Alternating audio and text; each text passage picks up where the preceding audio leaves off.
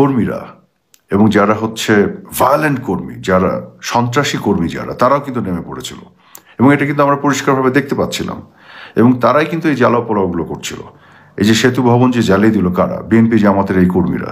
বিটিভিতে আক্রমণ করেছিল কারা? সেখানে অবশ্য জঙ্গিরা আক্রমণ করেছিল। কাজে তিনটা পক্ষ ছিল এখানে। একটা হচ্ছে ছাত্ররা, খুব সাধারণ কিছু ছাত্ররা নেমেছিল যারা আসলে ওই অর্থে জ্বালাও পোড়ার মধ্যে ছিল না, যদিও ছাত্র সমন্বয়করা জ্বালাও পোড়ার মধ্যে ছিল, যেটি তখন আমরা বিশ্বাস করিনি, কিন্তু পরবর্তীতে তারাই স্বীকার করেছে যে তারা এগুলো জ্বালাও পোড়াও করেছে, তারা পুলিশ হত্যা করেছে।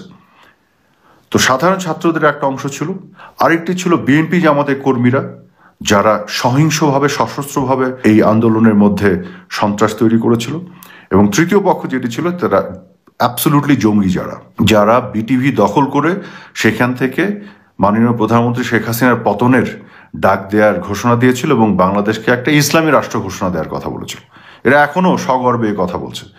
যারা এভিয়েশনের ফিউল ডিপো আক্রমণ করেছিল, যারা জেল থেকে জিহাদিস্ট এবং এইসব এক্সট্রিমিস্ট জঙ্গিদের বের করে এনে অস্ত্র লুট করেছিল, এগুলো মোটেও সাধারণ শান্তিপূর্ণ আন্দোলনের কোনো অংশ ছিল না।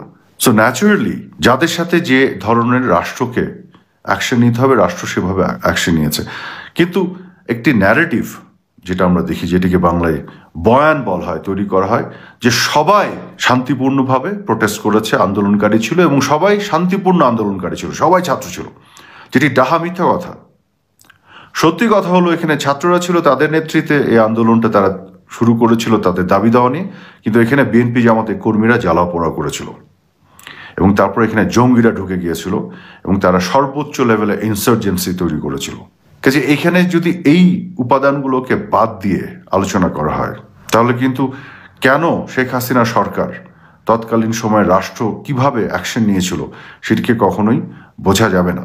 আর যে ষড়যন্ত্রকারীদের যে অংশটি শিশুদেরকে হত্যা করেছিল, যারা ঘরে বসেছিল, বাচ্চারা, সাধারণ মানুষকে আমাদের বিরুদ্ধে খেপিয়ে তোলার জন্য, আপনারা এখন ঠান্ডা মাথায় একটু চিন্তা করুন তো, যেসব বাচ্চারা ঘরের মধ্যে বসে আছে, সেই বাচ্চাদেরকে কেন একটি সরকার